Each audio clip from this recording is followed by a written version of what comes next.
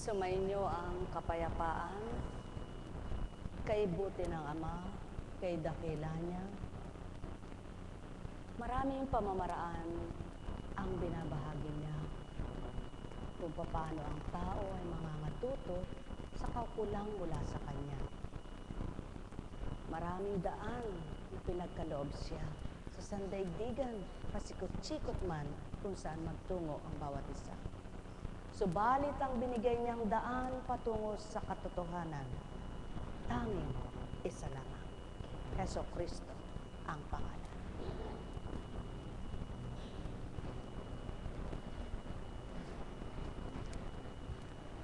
Buhay po ba ang Ama?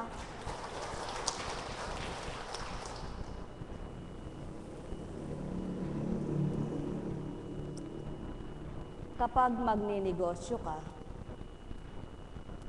kahit na marami kang salapi na pagmumulan para makapagtindig ka ng isang negosyo, at pinasok mo yung isang negosyo na hindi mo kamalayan, wala kang alam sa pamamaraan. Kapag hindi mo natutunan ang pamamaraan sa tinindig mong negosyo na yan, ang puhunan mo isinugal ay mawawala. Ganon din sa pananampalataya.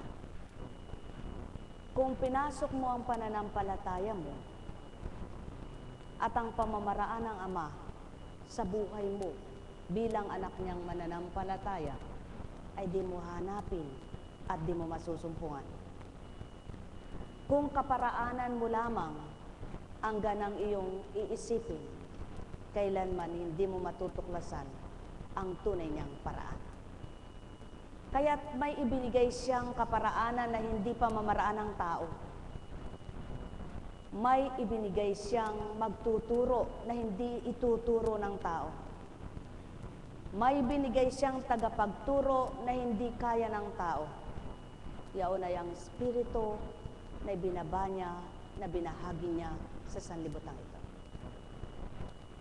Kaya nga't marami ang nagsasabing, bakit ikaw, ang negosyo mo, napalago mo? Bakit ako? Hindi. May technique ang tao. May kanya-kanyang technique na tinatawag bilang tao. Ngayon kung ang tao sa mga ginagawa nila ay may technique, ang Ama may pamamaraan siya na hindi pamamaraan. May katalinuhan siyang hindi talino ng tao. Kaya't kapag siya ang nagbahagi sa mga anak niya, mangmangman para sa pananaw ng kapwa niya, napapatalino niya. Kaya't kung may angking katalinuhang mula sa kanya, mangmangman sa pananaw ng kapwa niya, hindi bali na. Sapagkat may karunungan ang tao na mula sa kanya na hindi karunungan sa lupang ito. Mga mahal, kung ang karunungan lamang ng Ama siyang masusumpungan niyo, tuwirang di mahihirapan kayo sa pananampalataya niyo. Tuwirang hindi kayo masasakitan sa kalooban niyo kung paano kayo makapamuhay ng marangal, maayos, payapa sa bawat maghapon at magdamag. Ay may panatag na isip kayo na makakatulog at magigising kayong payapa pa rin ang isip niyo. Ano nga kaya ang maraming hinahanap ng tao na hindi naman ito kailangang totoo sa bawat araw ng buhay niya? Subalit yung tunay na dapat na masumpungan niyang kailangan niya sa bawat araw maging magdamag man, ay bakit di hanapin at hindi masumpungan lahat? Yaon ay ang katotohanan.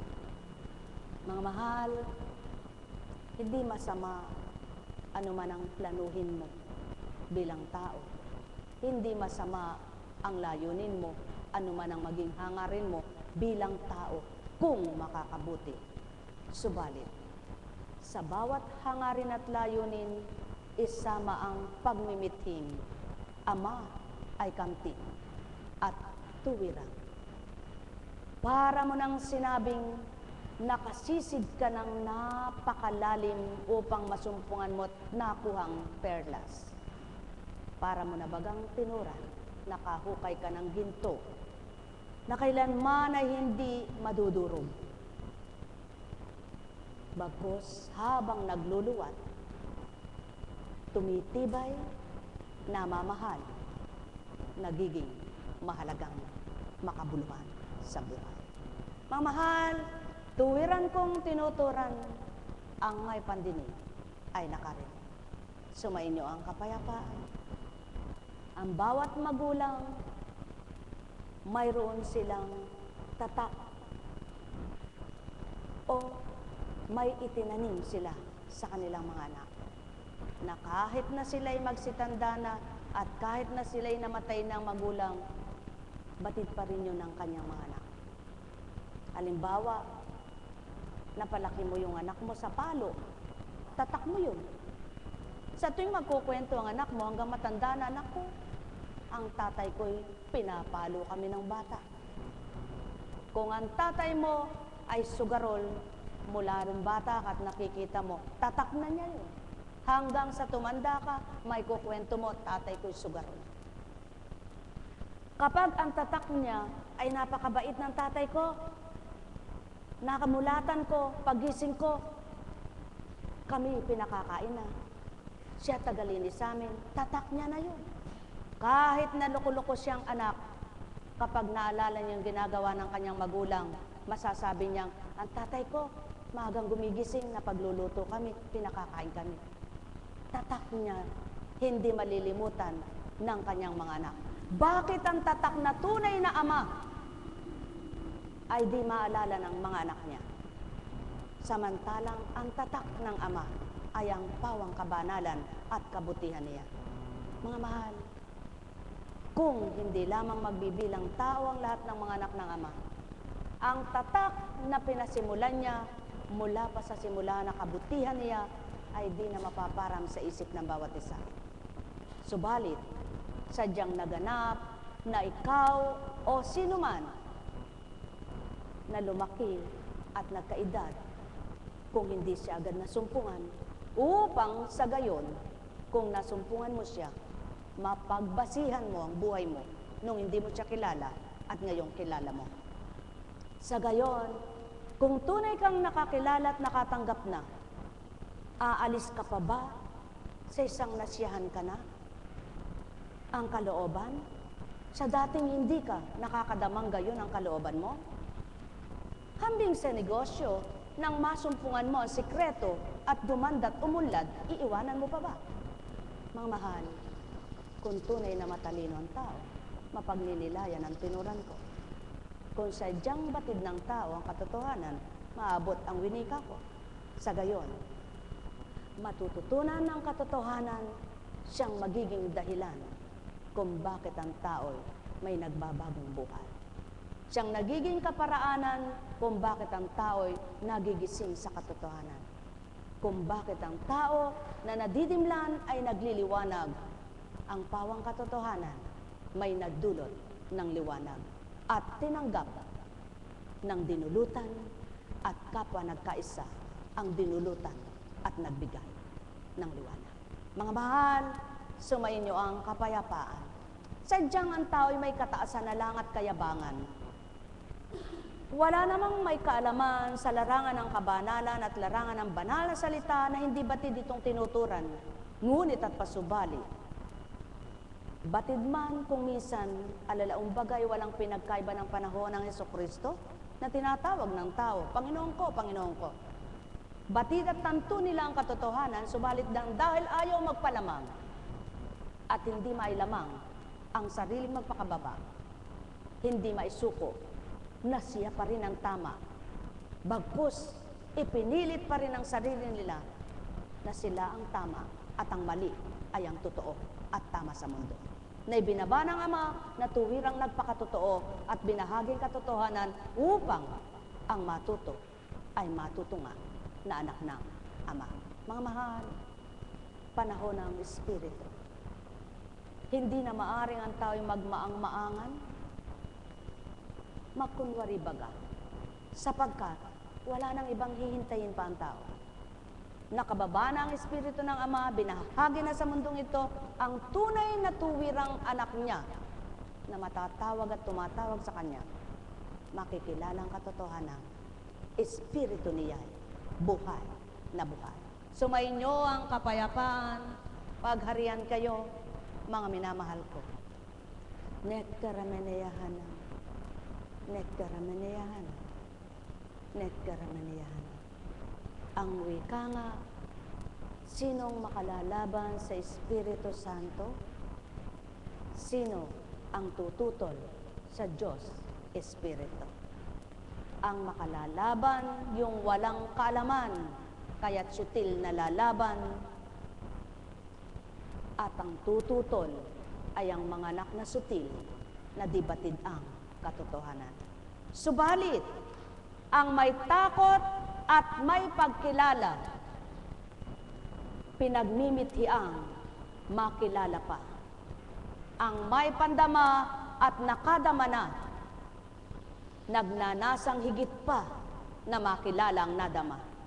Sa makatwid, kung lahat ng nakadama at kumikilala, gayon ang naging damdamin, sino pang nakakilala, nakadama, nahihiwalay at mawawalay?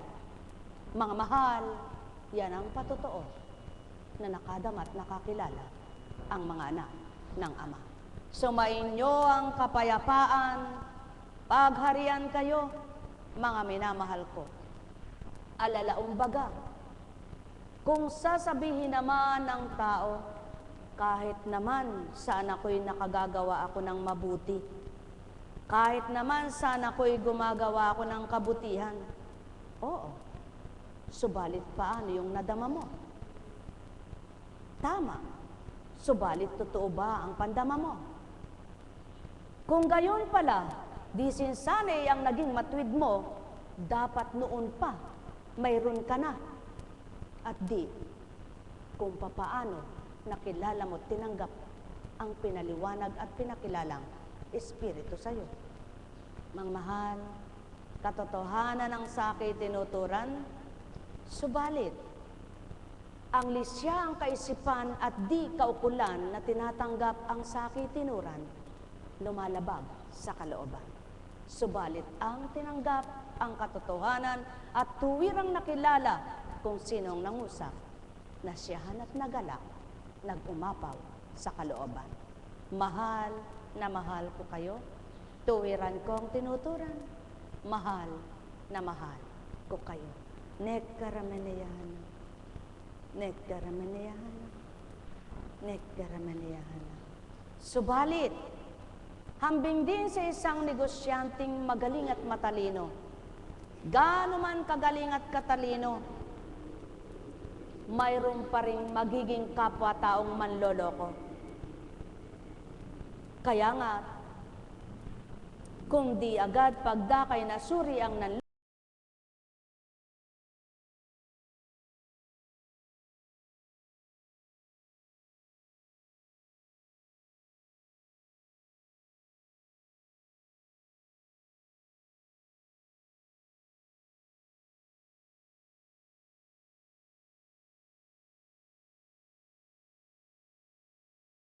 sa tuwin ay magtanto, magsuri at magnilay.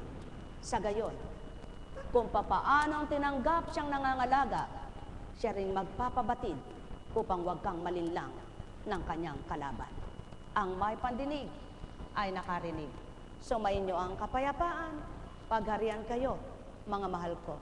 Nekkarameneyahanam, nekkarameneyahanam, nekkarameneyahanam. Sapagkat tulad ng manloloko sa isang negosyanteng totoo, nang dahil gustong kumita, tatanggapin ang isang manlolokong hindi niya pakilala. At nakita niya lamang na siya'y manloloko nang naloko na siya. Gayon din ang pangaagaw ng hindi marapat na umaagaw. Kaya lamang masusuri kung totoong nagsuri ang nadaya at nalinlang ng isang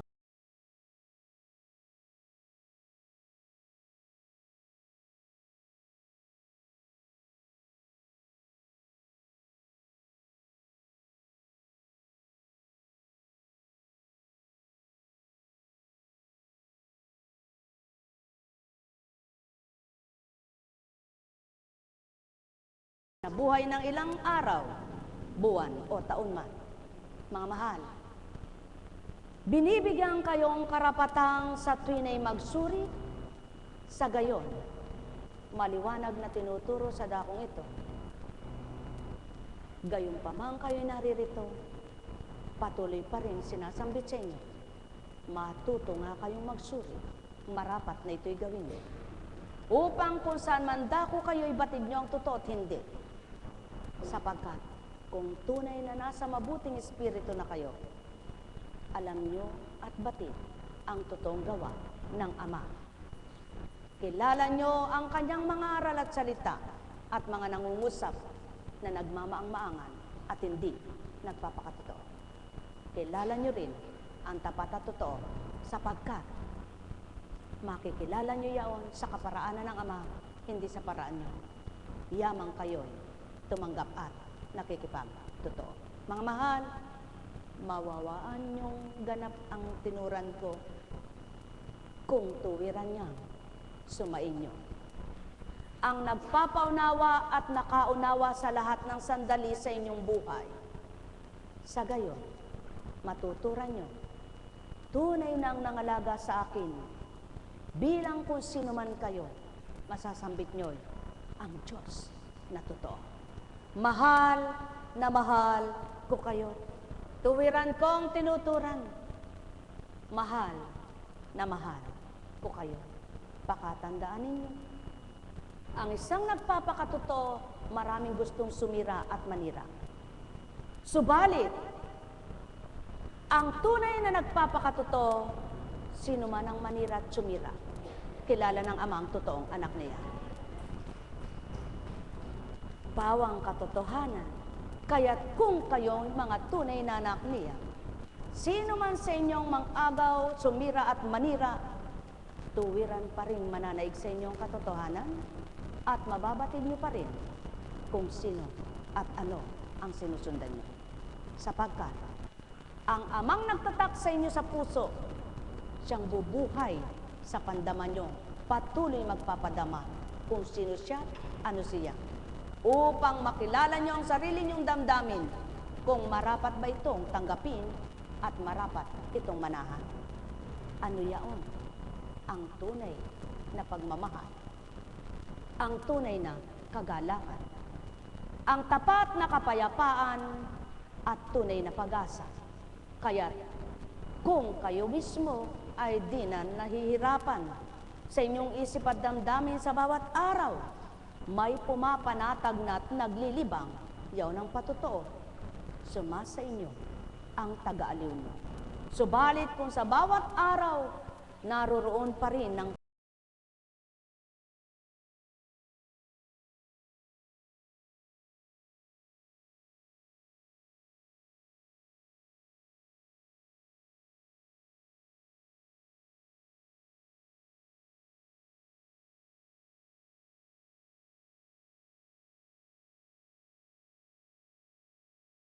pag sumakita ninyo, ang pagkatao nyo'y mamatay bilang kalooban at pag-iisip at ang patuloy na mabuhay, yang sa inyo magpapagala. Sapagkat maaring pagsabayin ng tinanggap ninyo ang maging maganda, ang panuntunan nyo at buhay, ang damdamin nyo at kaisipan, at maari kayong makapamuhay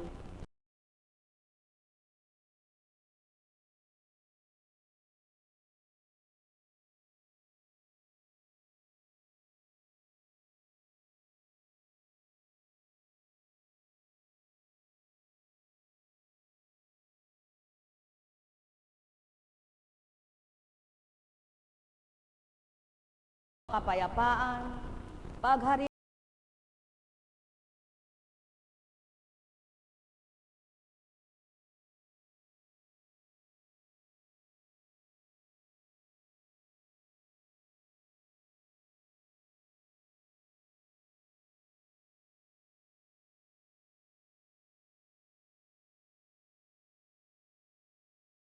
Buhay ba ang Ama?